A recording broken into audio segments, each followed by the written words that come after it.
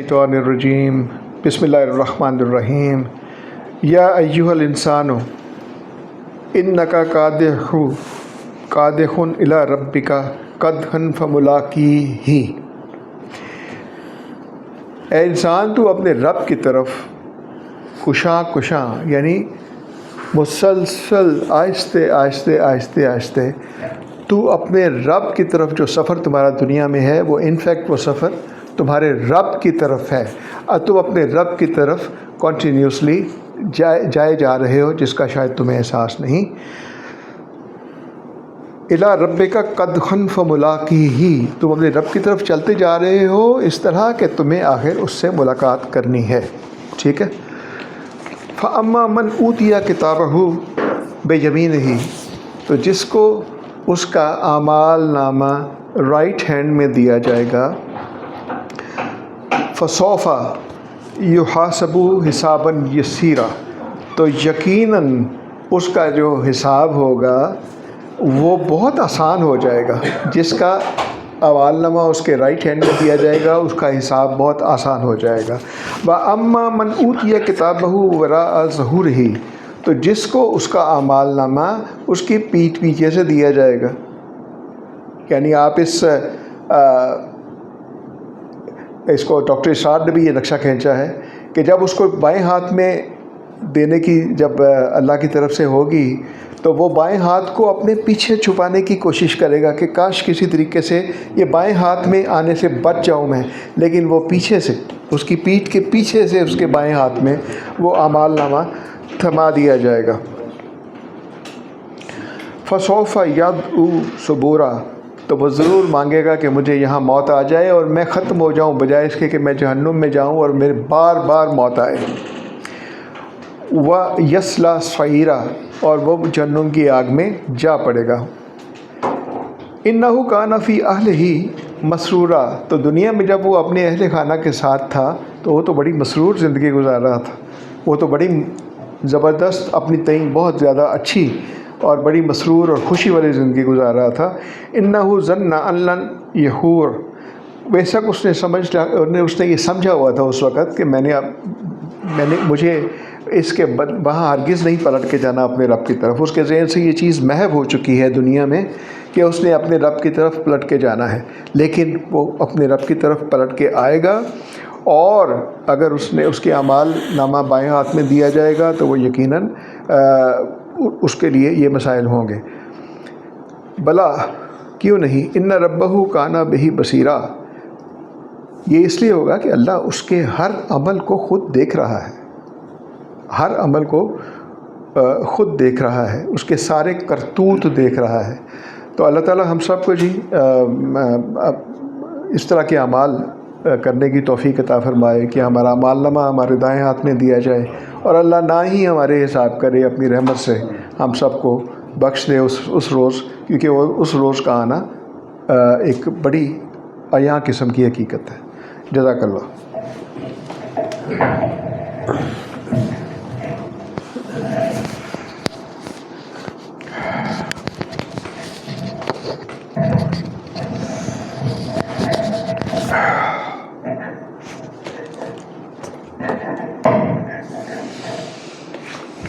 اعوذ باللہ من الشیطان الرجیم، بسم اللہ الرحمن الرحیم، الحمد للہ رب العالمین، الصلاۃ والسلام علی اشرف الانبیاء والمرسلین۔ اللہ کریم کی کروڑ ہا رحمتیں اور مہربانیاں کہ ہم ایک بار پھر رسالت مآب صلی اللہ علیہ وآلہ وسلم کی حیات پاک کے مختلف گوشے سمجھنے کے لیے اکٹھے ہوئے ہیں۔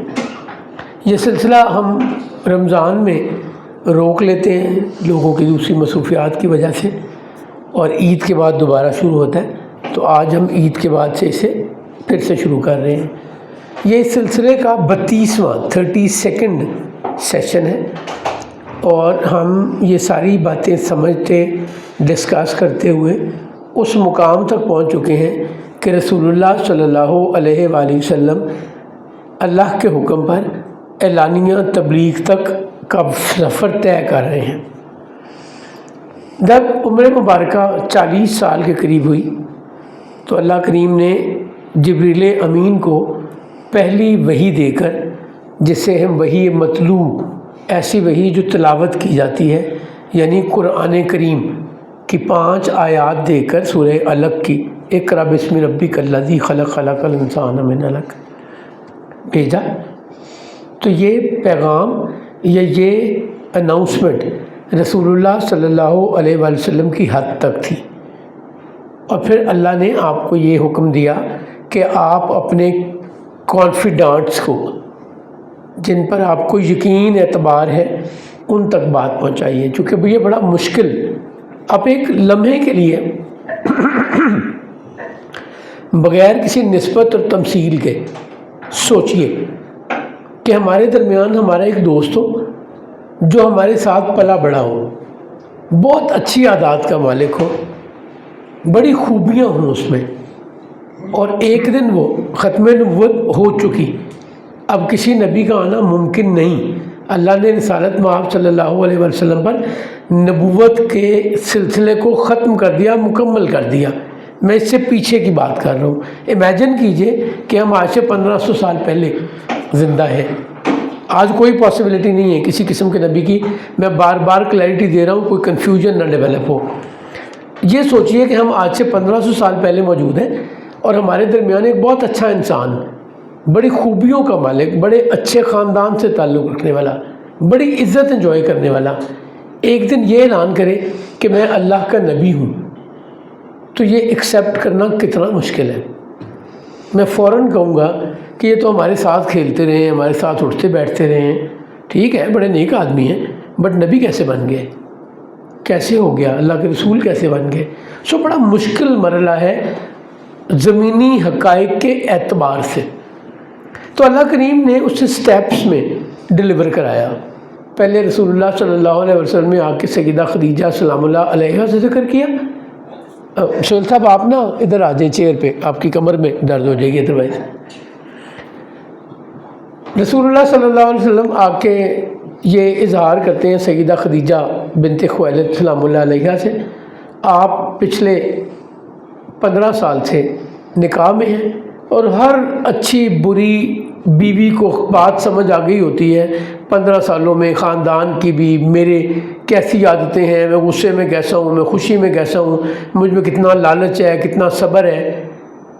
تو بیوی سے زیادہ جاننے والا کوئی نہیں ہوتا انسان کو۔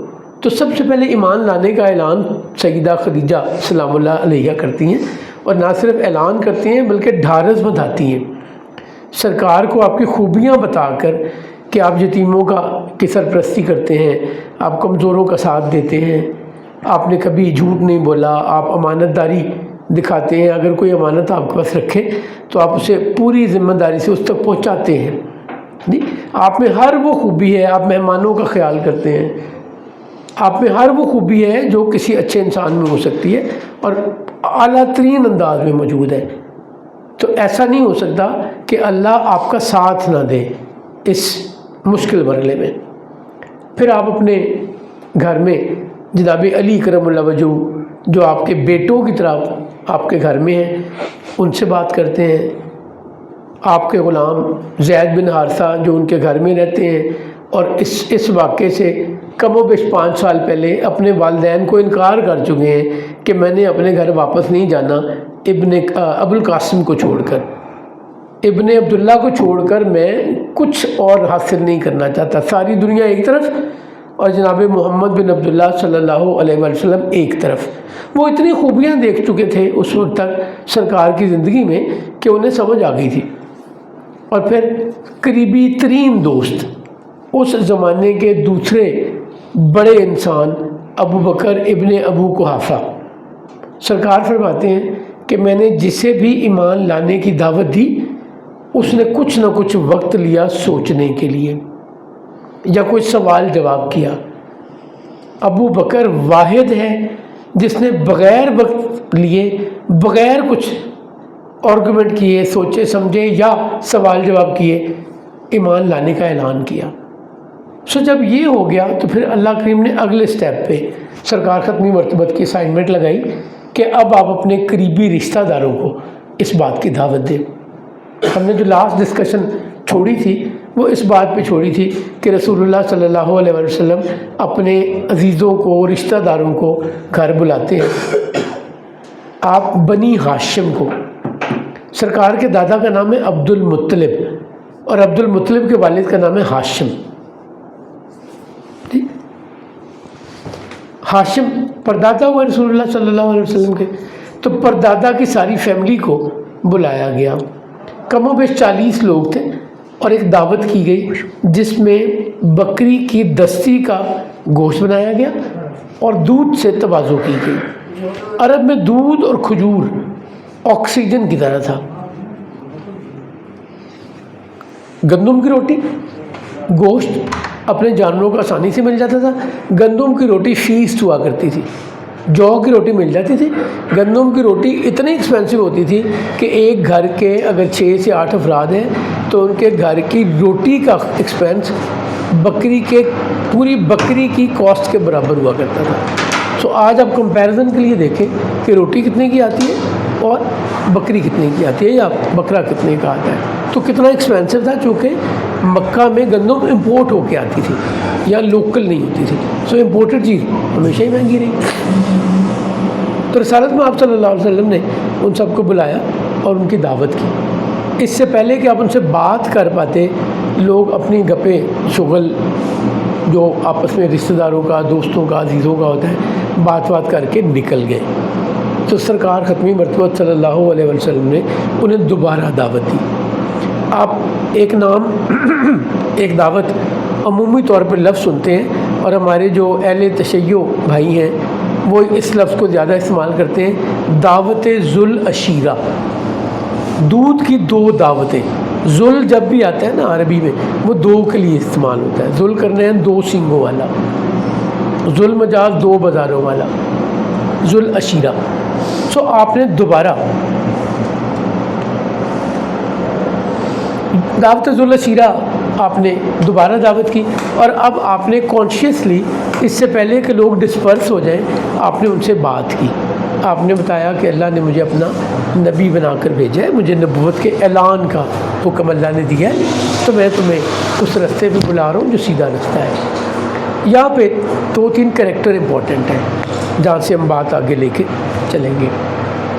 ایک ہے جناب ابی طالب۔ ابی طالب رسول اللہ صلی اللہ علیہ وسلم کے والد جناب عبداللہ کے حقیقی بھائی ہیں، والد کی طرف سے بھی اور والدہ کی طرف سے بھی۔ والد کی طرف سے تو تمام چچا بھائی ہیں، بٹ والدہ چونکہ جناب عبد المطلب کی 5 بیویاں تھیں، 5 نکاح تھیں، تو جناب ابی طالب اور جناب عبداللہ ایک ہی والدہ سے تھے، اور انہی کی ذمہ داری پہ جناب عبد المطلب رسول اللہ صلی اللہ علیہ وسلم کو دے کر گئے تھے، اور نصیحت کی تھی کہ ساری زندگی محمد کا خیال رکھنا، اس کا ساتھ نہ چھوڑنا، اور تمہیں یہ ذمہ داری میں سونپ رہا ہوں، اس کی حفاظت کی۔ ایک تو وہ ویژنری تھے، دوسرے دونوں طرف سے حقیقی ہونے کی وجہ سے محبت کا معاملہ ذرا اور بڑھ جاتا ہے۔ تیسرے آپ کو اپنے بچوں کی خوبیوں کا اچھی طرح علم ہوتا ہے کہ میرے بچوں میں سے ذمہ داری کون دکھاتا ہے، لاپرواہ کون ہے، جذباتی کون ہے، بہت دھیما کون ہے، کون پیسے خرچ کرتے ہوئے نہیں ڈرتا، کون کنجوسی کرتا ہے، کون بڑے حساب کتاب سے چیزیں چلاتا ہے۔ تو یہ ساری ویل تھاٹ ڈیسیژن تھا جناب عبد المطلب کا کہ ابی طالب کے حوالے سرکار ختمی مرتبہ صلی اللہ علیہ وسلم کو کیا جائے۔ تو جناب ابی طالب اس موقع پہ کہتے ہیں کہ بیٹا میں نے تمہاری باتیں سن لی، میں عبد المطلب کے دین پر رہنا چاہوں گا، اور تمہیں جس بات کا اللہ نے حکم دیا ہے اسے جاری رکھو، اسے کرو، میں تمہارا ساتھ دوں گا۔ اب یہاں پہ 2 چیزیں ہیں۔ پہلے ان کا اعلان کہ میں عبد المطلب کے دین پر رہنا چاہوں گا۔ عبد المطلب کا دین کیا تھا؟ دین حنیف جسے آج ہم کہتے ہیں، ہم مسلمان اپنے آپ کو دین حنیف پر عمل کرنے والے کہتے ہیں۔ دین حنیف کا مطلب وہ ہے کہ وہ دین جو اللہ کی وحدانیت پہ، اللہ کی توحید پر قائم ہے۔ ہر زمانے میں ایسے لوگ موجود رہے جو دین حنیف پر یا اللہ کے واحد ہونے پر، اللہ کے احد ہونے پر، احد اور واحد ایک ہوتا ہے اور دو جمع ہوتا ہے، اثنین ہوتے ہیں عربی میں، ہماری زبان میں جمع ہوتے ہیں، عربی میں 3 جمع ہوتے ہیں۔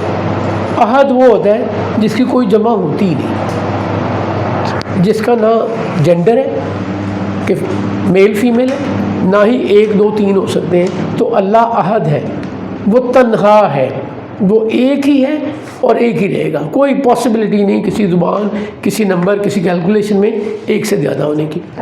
تو یہ وہ لوگ ہیں جو جناب آدم علیہ السلام سے لے کر جناب ختمی مرتبہ صلی اللہ علیہ وسلم تک موجود رہے، ان کی تعداد گھٹتی بڑھتی رہی، اللہ کے نبی آئے، رسول آئے، انہوں نے پیغام پہنچایا، ان کی تعداد بڑھ گئی۔ جب فترۃ الوحی کا زمانہ یا فترۃ النبی کا زمانہ آیا، ایبسنس آف ریولیشن یا ایبسنس آف پروفٹ ہوڈ کا زمانہ آیا، تو ان کی تعداد کم ہو گئی۔ ابو ذر غفاری رضی اللہ تعالیٰ عنہ ہم جانتے ہیں، مشہور صحابیوں میں سے ایک ہیں۔ آپ حنیف تھے، عربی میں حنیف بھی کہتے ہیں، حنیف بھی کہتے ہیں، دین حنیف پہ عمل کرتے تھے۔ ان سے پوچھا گیا کہ تم ایک اللہ کی عبادت کرتے تھے، تو جب عبادت کرتے تھے فزیکلی تو کس طرف منہ کرتے تھے؟ قبلہ جسے ہم کہتے ہیں۔ تو وہ کہتے تھے جس طرح میرا دل مانتا تھا میں اس طرف منہ کر کے نماز پڑھ لیا کرتا تھا، جس بھی انداز میں نماز ادا کرتے تھے۔ تو ابی طالب نے جو پہلی اناؤنسمنٹ کی ہے وہ دین حنیف کی ہے کہ میں ایک اللہ کی عبادت کرتا ہوں جو میرے والد بھی کرتے رہے۔ سو پہلی کلیئرٹی یہ لے لیں کہ رسول اللہ صلی اللہ علیہ وسلم کے آباء و اجداد توحید پر تھے، حنیف تھے، سیدھے راستے پر تھے۔ رسالت میں آپ صلی اللہ علیہ وسلم کی ایک حدیث شریف میں آپ فرماتے ہیں کہ میرے نسبی والدین، اب والدین ہم جنرلی چچا، تایا، ماموں کو بھی اس کیٹیگری میں لے آتے ہیں کہ ہمارے بزرگ ہیں، ہمارے بڑے ہیں، ہمارے آباء و اجداد ہیں، میرے باپ دادا میں سے۔ ضروری نہیں ہے کہ میرے باپ دادا میں سے میرے دادا نے یہ کام کیا ہو سکتا ہے دادا کے بھائی نے کیا ہو، بٹ میں انہیں دادا ہی کہوں گا، اور دادا ہی کہتے ہیں۔ کبھی ہم کہتے ہیں بڑے دادا، چھوٹے دادا، کبھی ان کے نام کے ساتھ دادا لگاتے ہیں یا خالی دادا کہتے ہیں۔ سو یہ محاورے میں ایسے ہی چلتا ہے۔ تو سرکار فرماتی ہے میرے نسبی والدین، یعنی میرے والد والدہ، میرے دادا دادی، نانا نانی، اور یہ چین اسی طرح چلتے ہوئے آدم علیہ السلام تک پہنچتی ہے، تمام کے تمام توحید پر ایمان رکھتے تھے۔ دوسرے آپ فرماتے ہیں کہ میرے نسبی والدین میں سے کوئی ایک بھی کسی بڑی برائی میں مبتلا نہیں ہوا، گناہ کبیرہ میں مبتلا نہیں ہوا، کیریکٹر والے لوگ تھے، کسی نے illicit ریلیشن نہیں رکھا۔ یہ دونوں باتیں رسول اللہ صلی اللہ علیہ وسلم نے اعلان فرمائی ہیں۔ سو دین حنیف یا عبد المطلب کا دین کیا ہے؟ ایک اللہ کی عبادت کرنا۔ اور دوسری اناؤنسمنٹ کیا کی ہے کہ تمہیں اللہ نے جو حکم دیا ہے، جو اللہ نے تمہاری ڈیوٹی لگائی ہے، جو اسائنمنٹ لگائی ہے، تم اس پر قائم رہو، وہ کرتے رہو، میں تمہارا ساتھ دوں گا۔ یہ بھری مجلس میں کہہ رہے ہیں۔ پھر جناب صفیہ رسول اللہ صلی اللہ علیہ وسلم کی پھوپھی، آپ سے 2 سال چھوٹی تھی۔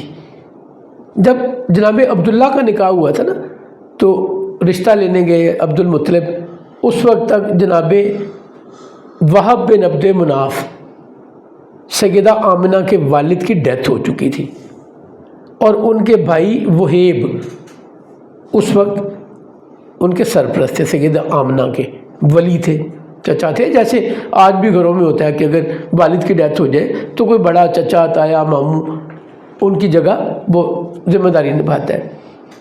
تو وہیب نے ان سے کہا کہ میری تو اپنی بیٹی اس عمر میں ہے کہ اس کا نکاح کیا جائے یا شادی کی جائے۔ تو جناب عبد المطلب نے پرپوزل دی کہ اچھا چلو یوں کرتے ہیں، عبداللہ کا نکاح آمنہ سے کر دیتے ہیں اور میں حالہ سے نکاح کر لیتا ہوں۔ اس وقت جناب عبداللہ کی عمر کم و بیش 25 سال ہے، کچھ 28 کہتے ہیں، کچھ 25 کہتے ہیں، زیادہ تاریخ دان 25 کی بات کرتے ہیں۔ اس ایج میں جناب عبداللہ رسول اللہ صلی اللہ علیہ وسلم کے والد کی عمر نکاح کے وقت 25 تھی، اور جناب عبد المطلب کی اس وقت ایج 100 سال تھی۔ سو ایک اور یہاں پہ ہمیں لرننگ لینی ہے۔ عرب میں آج بھی دانیال آگے آ جاؤ، ایزی ہو جاؤ گے. آج بھی عرب میں نکاح کرتے ہوئے، شادی کرتے ہوئے ڈفرینس آف ایج کوئی معنی نہیں رکھتا. ہمارے کلچر میں بہت معنی رکھتا ہے. ہمارے کلچر میں ہم عمومی طور پہ یہ چاہتے ہیں کہ ہماری بہو بیٹے سے چھوٹی ہو یا برابر عمر کی ہو. آج تھوڑا ماڈرن ہو گیا ہے، بچے چونکہ کلاس میٹس آپس میں بات بن جاتی ہے، ان کا نکاح ہو جاتا ہے، ایک ہی ایج کے بچوں کا نکاح ہو جاتا ہے، تو سال ایک آدھ کا شاید اوپر نیچے فرق بھی آ جاتا ہو. لیکن جیسے ہی آپ کسی کو پرپوزل دیں تو پوچھیں کہ عمر کیا ہے. آپ کہیں جی بیٹے کی عمر لیٹ سے 25 سال ہے، آپ کہیں بچی کی عمر 28 سال ہے یا 30 سال ہے، تو ساتھ ہی ہمارا جواب یہ ہوتا ہے نہیں وہ بڑی ہے. سو ہم کرتے ہی نہیں. اور اگر کوئی زیادہ فرق سے 8 10 12 15 سال کے فرق سے کسی سے نکاح کر لے تو انفارچونیٹلی ہمارے کلچر میں بہت ہی برے لفظ استعمال کیے جاتے ہیں. انہیں تو ماں جڈی نے نکاح کر لیا ہے. یہ ہمارا کلچر ہے. اب ہمیں یہاں میں ہمیشہ سے کہتا آ رہا ہوں کہ کلچر اور دین کو ہمیں علیحدہ علیحدہ رکھ کر دیکھنا ہے. اگر ہم یہ نہیں دیکھیں گے تو ہم نہ دین کو ٹھیک سمجھ سکیں گے، نہ کلچر کو اس میں لا سکیں گے کہ کیا ہمارا کلچر ہمارے دین کے مطابق ہے یا نہیں ہے. فار ایگزامپل، میں نے ایک کالج کا میں پرنسپل ہوا کرتا تھا. ہم نے ایک محفل نعت رکھی. نعت کمپٹیشن تھا اسکولوں میں، عموماً یہ ہوتا ہے، کالجز میں ہوتا ہے. تو میں نے اپنے والد کو ریکویسٹ کی کہ آپ بھی آئیے.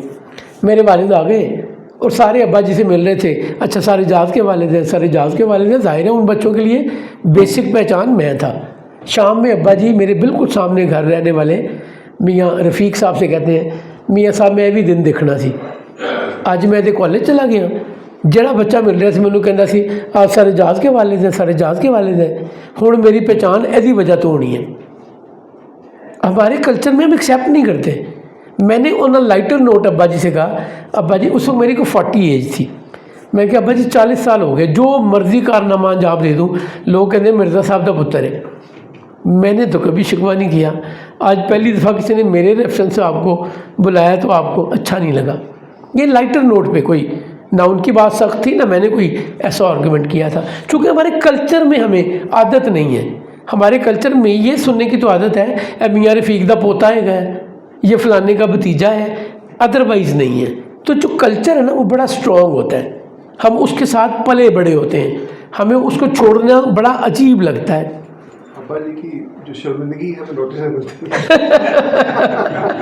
اور ٹھیک شرمندگی تھی ڈاکٹر صاحب، ان کی شرمندگی ٹھیک تھی، ان کی اپنی پہچان بہت اچھی تھی، یہ ادھر سے ٹھیک بات نہیں تھی. تو جناب ہم جو بات بنیادی طور پہ کر رہے تھے، عبد المطلب نے نکاح کر لیا حالہ کے ساتھ اور جناب عبداللہ کا نکاح ہو گیا سیدہ آمنہ کے ساتھ. ایک ہی وقت میں باپ بیٹے کا نکاح ہوا اور دونوں اپنے اپنی دلہن کو لے کر گھر آ گئے. سو یہ ڈفرینس آف ایج اگر آپ کو کسی اور جگہ دیکھنے کو ملتا ہے، فار ایگزامپل سیدہ عائشہ صدیقہ رضی اللہ تعالیٰ عنہ کا نکاح جب رسالت میں آپ صلی اللہ علیہ وسلم سے ہوا تو آپ کی عمر مبارکہ 14 سال تھی سیدہ عائشہ کی نہیں، اور سرکار کی کتنی تھی؟ جب نکاح ہوا تو 50 اور جب رخصتی ہوئی تو 55.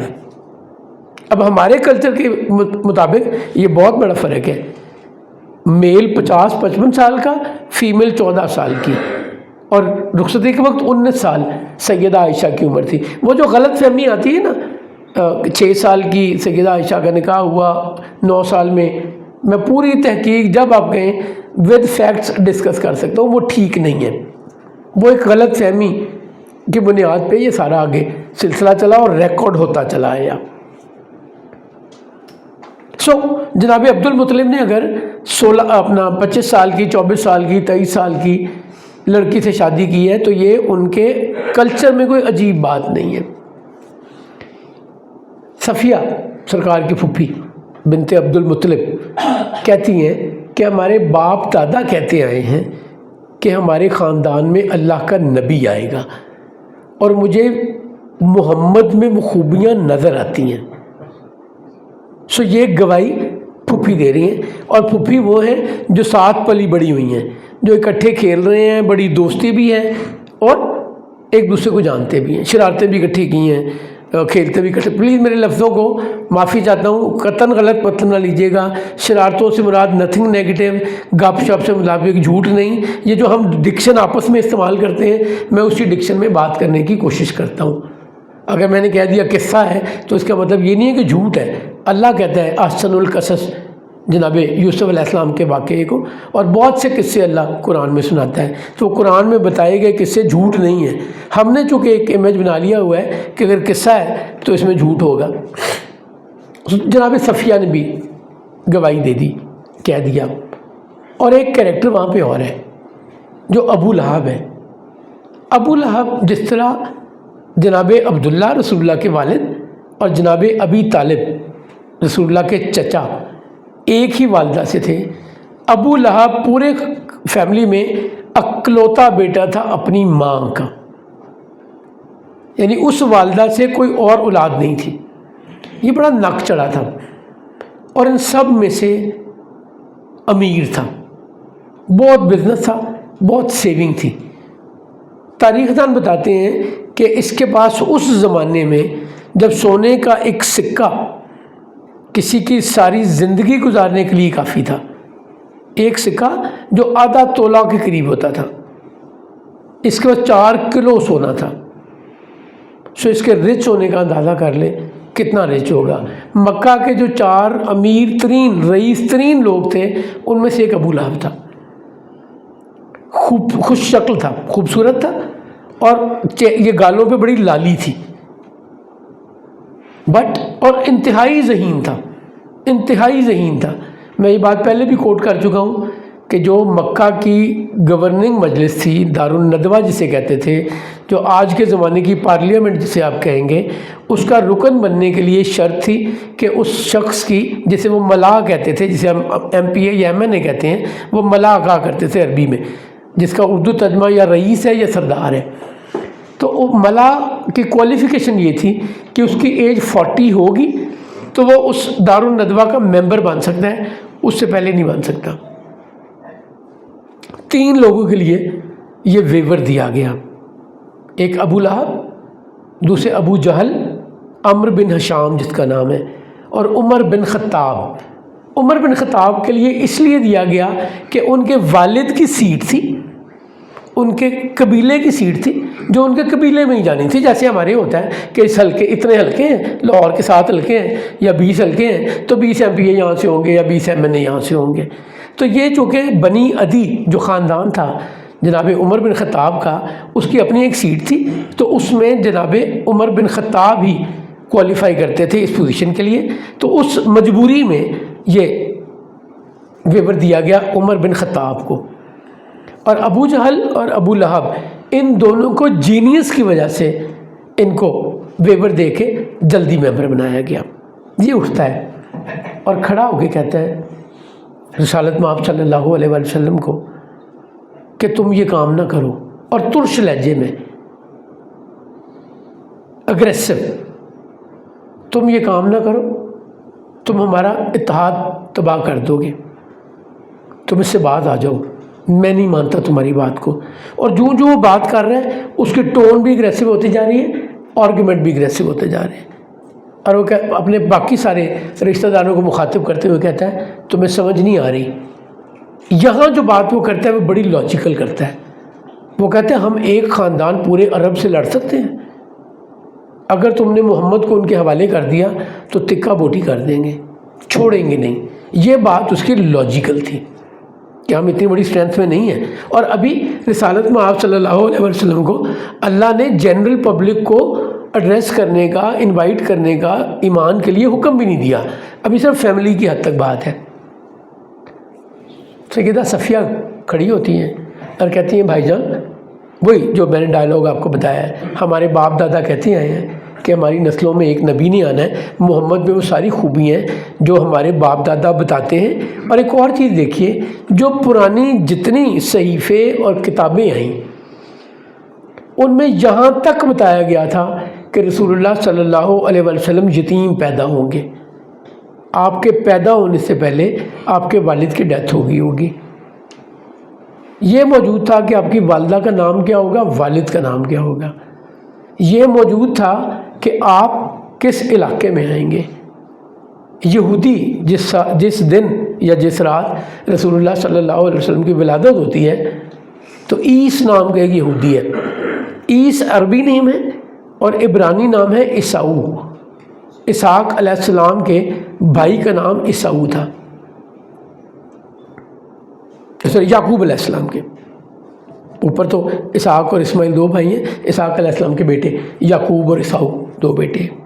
تو عیس مکہ میں ٹھہرا ہوا ہے اور صبح اٹھ کے کہتا ہے قریشیوں، وہ یہ نہیں کہہ رہا کہ مکہ کے رہنے والوں، مکی لوگوں کو ایڈریس نہیں کر رہا، ایک پرٹیکولر قبیلے کو ایڈریس کر رہا ہے، قریشیوں تمہارے ہاں رات کوئی یا آج کوئی بیٹا پیدا ہوئے؟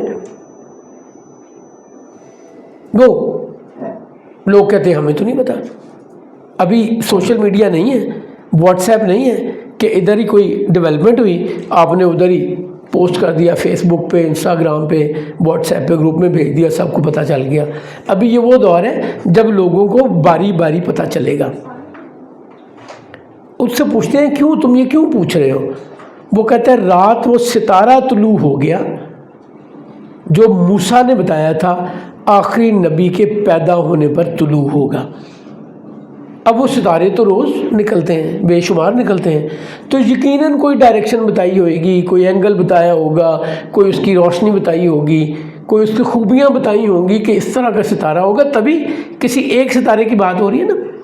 تو یہ سب کچھ پہلے سے موجود ہے، اور جب اسے پتہ چلتا ہے کہ ہاں جناب عبداللہ کے گھر بیٹا پیدا ہوا ہے، سیدہ آمنہ کے گھر بیٹا پیدا ہوا ہے، عبد المطلب کے ہاں پوتا پیدا ہوا ہے، تو بے ہوش ہو کے گر جاتا ہے۔ اور جب اسے ہوش آتا ہے تو کہتا ہے بنی اسرائیل، نبوت تمہارے گھر سے رخصت ہو گئی، نبوت آل ہارون سے، موسیٰ علیہ السلام کے بھائی، چلی گئی، اب یہ نبوت بنی اسماعیل میں چلی گئی، اب ان کی عزت کا دور آ گیا۔ اس کی تسلی نہیں ہوتی، وہ کہتا ہے میں نے وہ بچہ دیکھنا ہے۔ وہ گھر جاتا ہے اور ساتھ میں قریشی بھی ہیں جن میں عتبہ بن ربیعہ بھی موجود ہے جو بنی امیہ کا ہیڈ بنا، بدر میں وہی سپہ سالار تھا۔ وہ ابو سفیان بن حارث رسول اللہ کے چچا کا بیٹا، اور کچھ اور نام بھی ہیں۔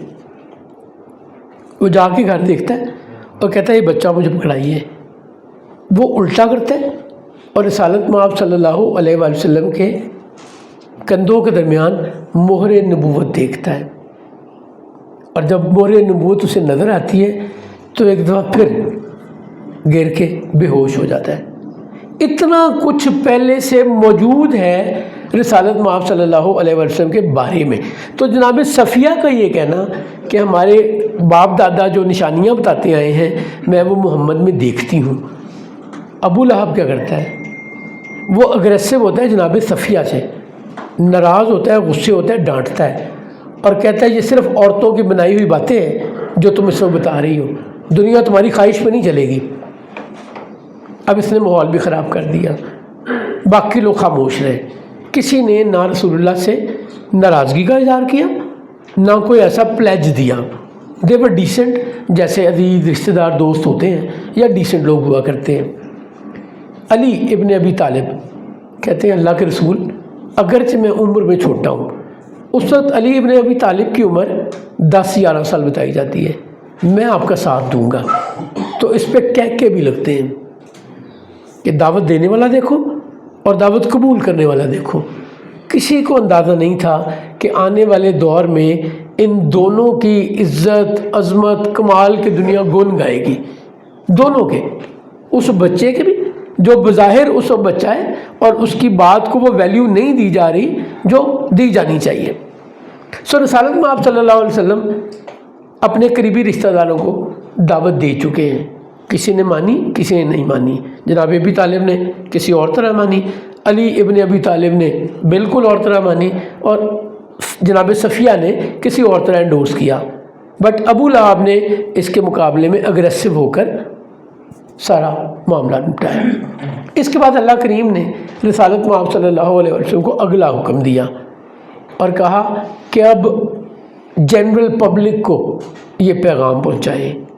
وہ جو واقعہ ہم بچپن سے سنتے آئے ہیں کہ رسالت مآب صلی اللہ علیہ وسلم نے سر آپ کی درد ہو جائے گی، کسی چیئر پہ آ جائے، آپ کی گردن اور کمر میں درد ہو جائے گی۔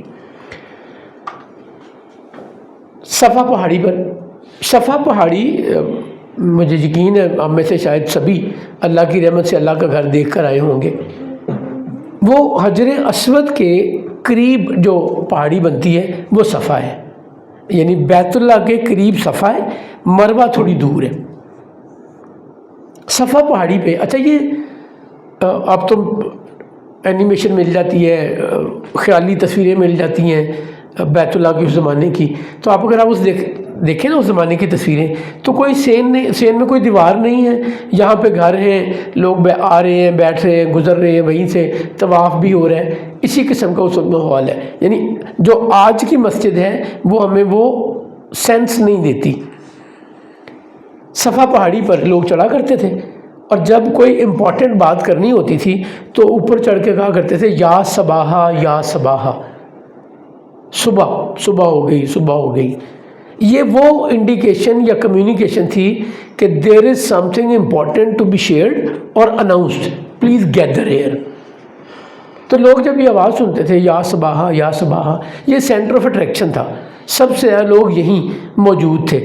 جس طرح کی آج کل زندگی ہے کہ ہم گھر سے نکلتے ہیں 15 20 30 کلومیٹر دور آفس جا کے، فیکٹری جا کے، دکان میں جا کے کام کرتے ہیں، یہ وہ زمانہ نہیں ہے۔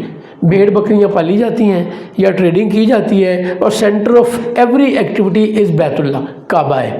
سو یہ قریب لوگ ہوتے ہیں اور جگہ جگہ ٹولیوں میں سردار بیٹھے ہوئے ہیں اپنے اپنے قبیلے کے یا اپنے لوگوں کو، غلاموں کو، ملازموں کو، دوستوں کو، رشتہ داروں کو لے کے۔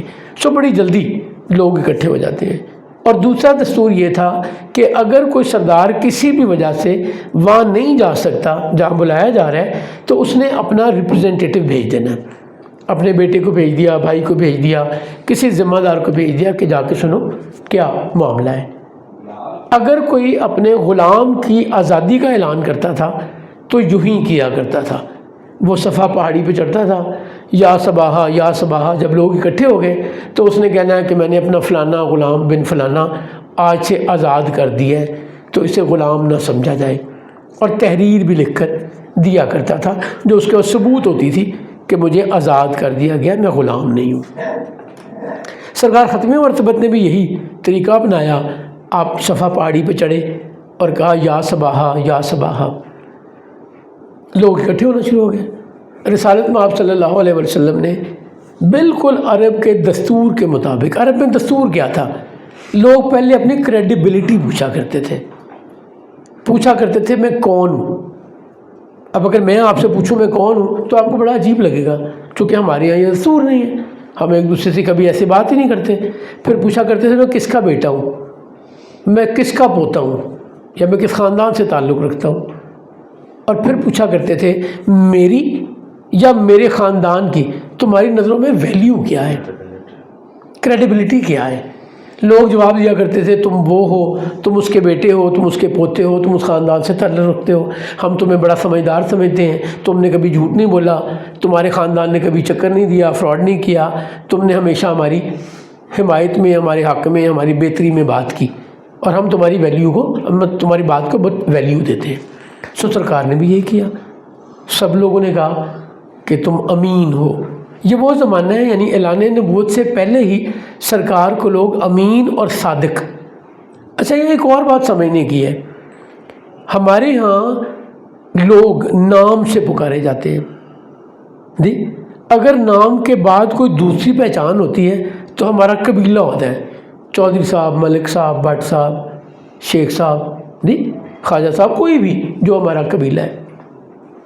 عرب میں اس سے مختلف ہے، عرب میں یا باپ کے نام سے بلاتے، ابن عبداللہ، جب سرکار کو اگر کوئی بلائے گا تو ابن عبداللہ کہہ کے بلائے گا، یا ابو القاسم کہے گا، قاسم کے والد جی، یا ابن عبد المطلب کہے گا، عبد المطلب کا بیٹا یا عبد المطلب کا پوتا۔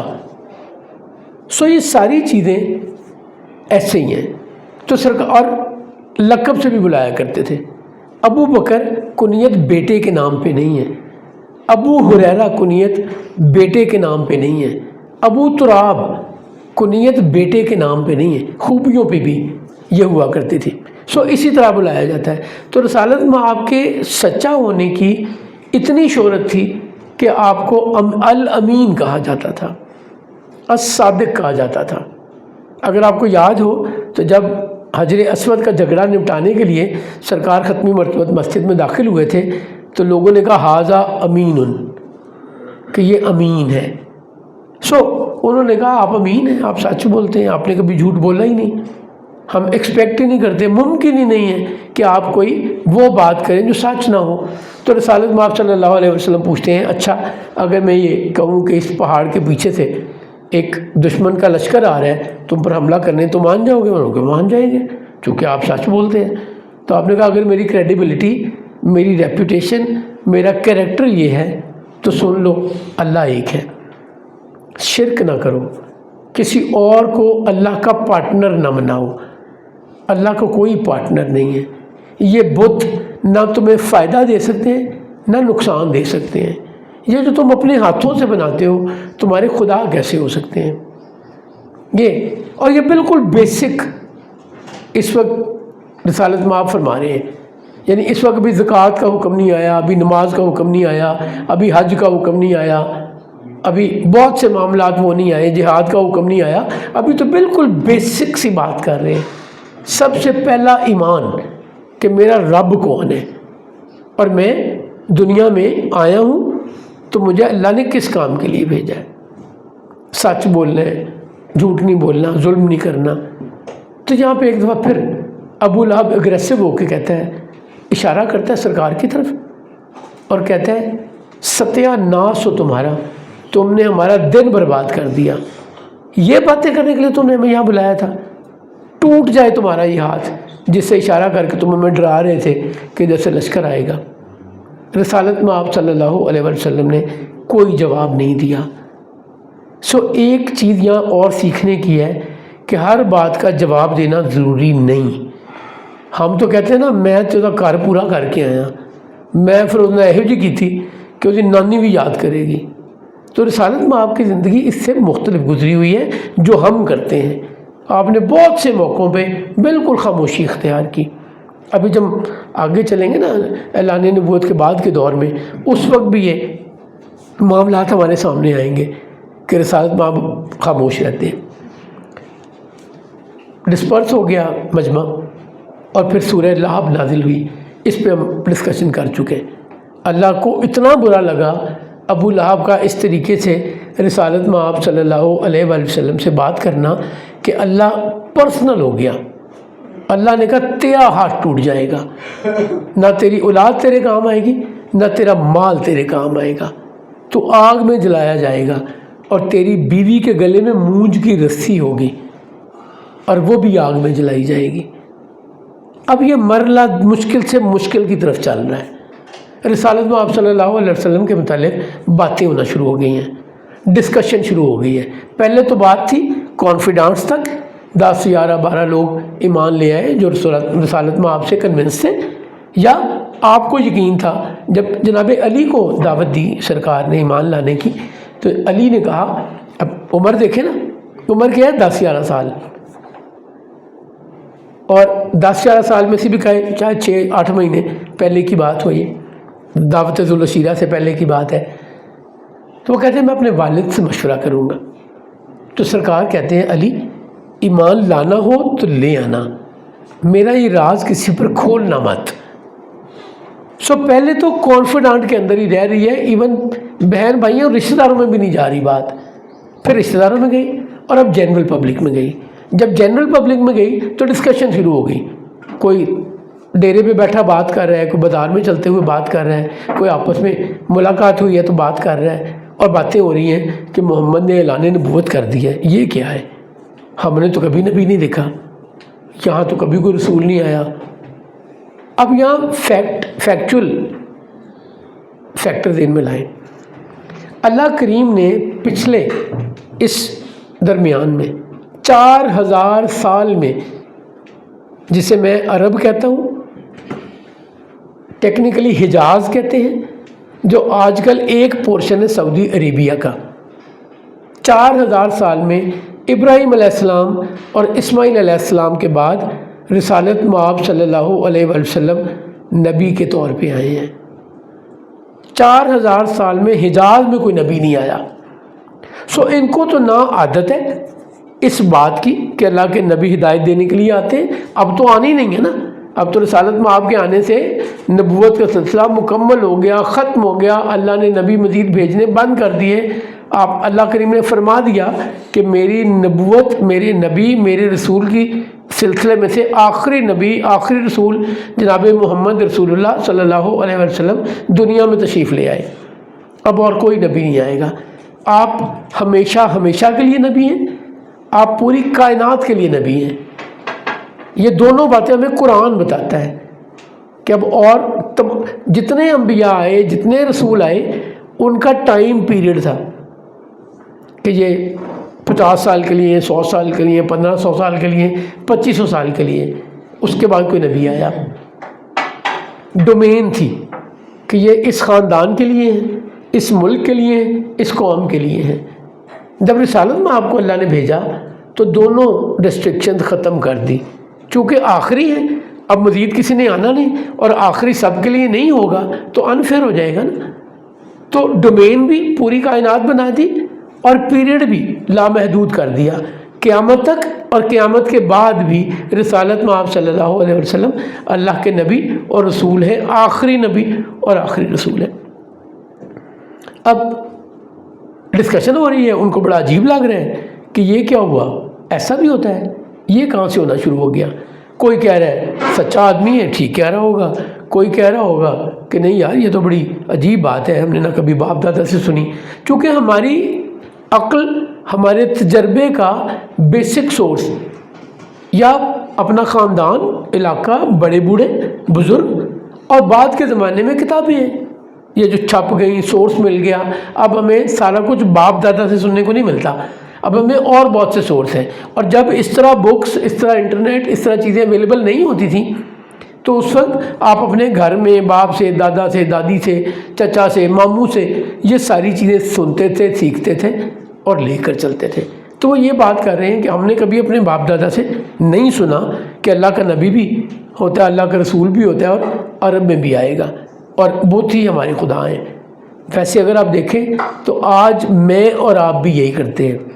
مجھے آپ میرا مسلک پوچھیں تو میں وہی بتاؤں گا جو میرے والد کا مسلک ہے، اور میں اسے ٹھیک سمجھ کے اسی پہ فالو کر رہا ہوں۔ میں اگر اپنی ذاتی اعجاز احمد کی بات کروں تو میں تمام مسالک کو بالکل ٹھیک، سچا اور بالکل اسی طرح سمجھتا ہوں جس مسلک کو میں فالو کرتا ہوں، باقی بھی اتنے ہی سچے، اتنے ہی کھرے، اتنے ہی ٹھیک ہے، بٹ ہم یہ بدلنے کو تیار نہیں ہیں۔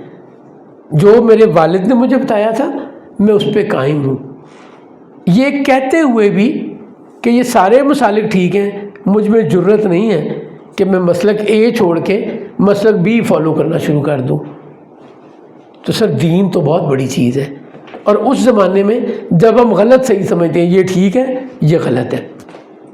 آج ہماری گفتگو یہیں کلوز ہوتی ہے۔ مجھے آج تھوڑا چیلنج ہے، میرے ایک بہت اچھے دوست کی ڈیتھ ہو گئی، مجھے ان کی طرف زور سے پہلے پہنچنا ہے۔ آپ پلیز کنٹینیو کیجیے گا وتھ چائے اینڈ گپ شپ۔ میں اگر کچھ سوال ہے تو پلیز میں لینے کو تیار ہوں۔ سر یو میں پلیز گو، آپ نے جانا؟ اچھا کوئی نہیں، 2-1 منٹ میں کوئی فرق نہیں پڑتا، اگر کوئی سوال ہے تو میں لینے کو تیار ہوں۔ میں نے اسی لیے 10 منٹ کا مارجن لے لیا۔ سر سوال تو نہیں ہے، کچھ کہنے کی اجازت؟ جی پلیز پلیز۔ سر میں صرف دوستوں کو سے ایک شیئر کرنا چاہوں گا انفارمیشن۔ آپ جب فرما رہے تھے نا صفا اور مروہ کی جو خیبت اور جو کیفیت تھی، جب نبی کریم صلی اللہ علیہ وسلم نے صفا پہ کھڑے ہو کے اعلان کیا تو آپ نے تھوڑا سا بتایا تھا، جب بتانا چاہا تھا کہ صفا پہاڑی کی جو ہیبت اور جو تھی نا اس کی نوعیت کیا تھی۔ تو میں دوستوں سے سب سے یہ پوچھوں گا کہ 1979 سے پہلے اگر کسی نے کعبہ کا وزٹ کیا ہو تو 1979 کب کون سے سال میں؟ سر میں 75 میں بھی گیا تھا. ماشاء اللہ. 14 سال کی عمر سے ادھر وہاں جانے کا اتفاق رہا. ہم یہاں بیٹھے ہوئے دو دوست ایسے ہیں جنہوں نے کعبہ 1970 آپ نے کب وزٹ کیا تھا کعبہ؟ میں نے اس وقت دیکھا تھا وہ سال یاد ہے آپ؟ ہاں جی سال یاد ہو؟ سر 75 کا بھی مجھے تھوڑا بہت یاد ہے. ہم دو دوست 77 میں یہ اور 78 زمزم جب نیچے اس سیڑھی اتر کے ہم جایا کرتے تھے سر، وہ پرانا وہ گیٹ بھی لگا ہوا کرتا تھا جو پرانا. یہی میں شیئر کرنا چاہتا تھا کہ سر ہم وہ دوست ہیں جنہوں نے 78 میں فرسٹ ٹائم، میں نے 78 میں اور 75 میں دیکھا تھا. تو جب آپ سر بیان کر رہے تھے نا تو میرے ذہن میں تھوڑا سا وہ اس وقت کا جو ہے نا نقشہ آیا جو مجھے ابھی بھی یاد ہے کہ اگر آپ جو کعبے کا دروازہ ہے اگر وہاں آپ کھڑے ہیں اور مقام ابراہیم کو دیکھ رہے ہیں تو آپ کو سامنے پہاڑ کے اوپر ایک مٹی کا قلعہ مجھے آج بھی یاد ہے. اس کے بعد تھوڑا سا ادھر ہو جائیں تو پہاڑی نیچے اتر کے تو اس طرف جو محل نظر آ رہا ہے بادشاہوں کا وہ تب بھی تھا لیکن وہ اتنا وہ واضح نہیں تھا، اس کے آگے کچھ بھی نہیں تھا. ادھر جو مکہ ٹاور جو اب تو کلاک تو حیرت بنا اس کے آگے بھی جو مکہ ٹاور جس کو کہتے تھے وہ بھی اگر تھا تو اس کے اوپر پرانی لکڑیوں کے نا جنگلے تھے. جو ایک ہوٹل ہے وہ ڈبل عمر بھی تو ساتھ ہی، وہ بھی ڈبل عمر تو میں نے بھی دیکھا ہوا ہے. وہ بھی نہیں تھا. اور اس کے پیچھے ایک 6 منزلہ بڑا پرانا سا ہوٹل تھا، اس کے 3rd فلور پہ مجھے ایک کمرہ ملا تھا اور اس کے نیچے جہاں دارالتقویٰ ہوٹل ہے وہاں بسوں کا اڈا تھا. اور جو آپ دیکھتے ہو نا کعبہ کے سامنے وہ جو پرانا ترکوں کا برآمدہ ہے وہ چاروں طرف حرم کے چاروں طرف وہی تھا. اور بس وہیں پہ جہاں پہ وہ ہے ترکوں کا جو وہ برآمدہ ہے وہ جہاں سے ہے اتنا ہی صحن تھا. اور جو آب زمزم کا کنواں ہے جی میں نے اپنی آنکھوں سے دیکھا وہ بالکل بالکل پاس ہی وہ بھی دیکھا. اور حرم کے ارد گرد جو گلیاں تھیں وہ اس کمرے سے چھوٹی آدھی گلی تھی اور اس میں جو ہے نا ریت اور وہ جو ہوتی ہے نا جو ہماری بجری جیسی وہ ہوتی تھی اور نا چھوٹی چھوٹی کنکریاں. اور صفا اور مروہ آپ جائیں صفا اور مروہ کی جو پہاڑی ہے نا یقین کرنے کے ننگے پاؤں آپ ان پہ چل نہیں سکتے تو ہمیں بڑے آرام سے ان کے اوپر چل کے جانا پڑتا. تو میں ایک وہ یاد آ گیا تو میں نے کہا بسم اللہ. اللهم صل على محمد وعلى آل محمد كما صليت على إبراهيم وعلى آل إبراهيم إنك حميد مجيد. اللهم بارك على محمد وعلى آل محمد كما باركت على إبراهيم وعلى آل إبراهيم إنك حميد مجيد. اللهم إنك لك الحمد كله ولك الشكر كله والملك كله. یا اللہ تیرا دین حق ہے، تیرے رسول پاک صلی اللہ علیہ وسلم حق ہے، تیرے تمام انبیاء حق ہے، تیری کتاب حق ہے، تمام کتابیں حق ہیں. یا اللہ تو رحیم ہے، تو کریم ہے. یا اللہ تو ہمیشہ فضل کرتا ہے اپنے بندوں پہ. یا اللہ تو حلیم ہے کہ اس تمام غلطیاں کوتاہیاں جو ہم سارا دن کرتے رہتے ہیں یا اللہ تو ان سے صرف نظر کرتا ہے. یا اللہ اپنا خصوصی کرم فرما. یا اللہ ہمیں اول تو ہمیں غلطیوں سے اپنی خاص رحمت سے بچا لے یا اللہ، اور ہمیں سیدھے راستے پہ چلا دے. یا اللہ ہم ایک ایسے راستے پہ چلے جہاں چل کے تیری رحمت کے دائرے میں آ جائیں. یا اللہ ہم ہر اس ذلت سے بچے رہے جو تجھ سے دور کرتی ہے. یا اللہ ہمیں عزت عطا فرما. یا اللہ ہم ضعیف ہیں، ہم کمزور ہیں، اے میرے مالک ہمیں اپنی طاقت سے خصوصی طور پہ ہمیں بھی قوی فرما. یا اللہ ہمیں اپنی رحمتوں سے نواز دے. یا اللہ ہمارے اعمال ایسے کر دے کہ ہم تیری قربت کی خواہش کر سکیں. یا اللہ ہم تیرے پیارے حبیب صلی اللہ علیہ وسلم کے उम्मती हैं, या अल्लाह उस प्यारी तरीन हस्ती को हमने कभी उस तरीके से फॉलो नहीं कर सके जैसा कि करने का हक है। या अल्लाह हमें तौफीक अता फरमा कि जो सीरत का हम बातें सुनते हैं, पढ़ते हैं, करते हैं, या अल्लाह इन सब में हम उस खूबसूरत हस्ती के तमाम तर तरीक़ेकार को या अल्लाह हमें फॉलो करने की तौफीक अता फरमा। या अल्लाह हमें इस दुनिया में तूने इज़्ज़त दी है, या अल्लाह तूने इस दुनिया में हमें अच्छा रहन सहन दिया है, या अल्लाह इसका हम शुक्र अदा नहीं कर सकते। मेरे मालिक हमें शुक्र की तौफीक अता फरमा, या अल्लाह हमें शुक्र की तौफीक अता फरमा। और कि तेरा वादा है कि शुक्र इंसान करेगा, प्यारे हबीब सल्लल्लाहु अलैहि वसल्लम को उम्मती अगर शुक्र करेगा तो तू ज़्यादा नवाजेगा। या अल्लाह हम तेरा शुक्र अदा करते हैं। या अल्लाह हमें उस आखिरत की दुनिया में भी या अल्लाह हमारे लिए आसानियाँ करें। या अल्लाह हमें उस आखिरत के जो इम्तिहान है, यौमुद्दीन के जो इम्तिहान है, या अल्लाह उनसे हमें दो चार न करें। या अल्लाह हमें अपनी खुसूसी रहमत से बख्श देगा। या अल्लाह हमारे जितने रिश्तेदार, दोस्त, अहबाब और जितने हमारे बुज़ुर्ग हैं, हमारे माँ बाप जो इस दुनिया में नहीं हैं, या अल्लाह उनकी बख्शिश फरमा, और जो इस दुनिया में हैं उनको सेहत और तंदुरुस्ती अता फरमा, उनके तमाम गुनाह माफ़ फरमा। या अल्लाह अपने प्यारे हबीब सल्लल्लाहु अलैहि वसल्लम के सदक़े जितनी हमारी ज़िंदगियाँ बाकी हैं, या अल्लाह वो हमें उस तरीके से गुजारने की तौफीक अता फरमा कि जिससे तू राज़ी हो जाए। या अल्लाह हमें तेरी रज़ा चाहिए। या अल्लाह हमारे बच्चों को और या अल्लाह वो हमारी उम्मीदें हैं, उनको बेहतरीन मुसलमान बना, उनको कुरान पाक को पढ़ने और समझने की तौफीक अता फरमा, उनको दीन और दुनिया की कामयाबी अता फरमा, उनको सेहत और तंदुरुस्ती अता फरमा। और या अल्लाह उस जब हम तेरे सामने रोज़े आखिरत में खड़े हों तो नबी पाक सल्लल्लाहु अलैहि वसल्लम हमारी तरफ देख के शर्मिंदा ना हो, बल्कि हमें फ़ख्र से वाला हमारी शफाअत कर सके। या अल्लाह हमारी ये ख्वाहिश है, अगरचे बहुत बड़ी ख्वाहिश है, लेकिन तू कबूल करने वाला है, तू रहमत करने वाला है, तो हम पे अपनी रहमत और बरकतें नाज़िल फरमा। या अल्लाह मुसलमानों पे जो इफ्तार पड़ी हैं ये ज़माना, या अल्लाह उन सब में उनकी खसूसी मदद फरमा, और दुश्मनों को मेरे मालिक इस जो उन्होंने ज़ेर कर रखा है सारी मुसलमान अक़वाम को, या अल्लाह इन दुश्मनों से हमारी खुसूसी इनके खिलाफ हमारी मदद फरमा। या अल्लाह अपना फज़ल अपना करम फरमा।